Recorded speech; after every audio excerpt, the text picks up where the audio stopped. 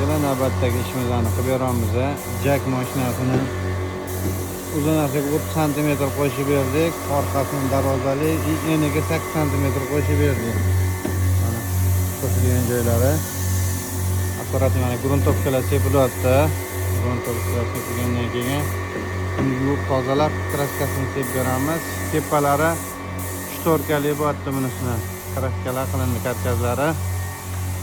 Tomlari shtorkali bo'ladi. Orqasi darvozali. Bitgandan keyin ham bitta obzor qilib beramiz. Navbatdagisi lavimizdagi orqasi amortizator ishlari fanera mol tashishga qilib beramiz. Yonlari tentar ochiladi. Oldilarida mol oladigan joylarini qilib berdik. Yana korpuskasi, molni korpusi. Защита bamper. Oralarga dimetr yashiklari borsa. Mana yashigi orqasiga защита bamper bosdi. Ushlari teng. Yana bitta navbatdagi jakimiz. Bu ham tomish torka. Orqasi darvozali bosdi. Buni ham bitta ham boshqa beramiz.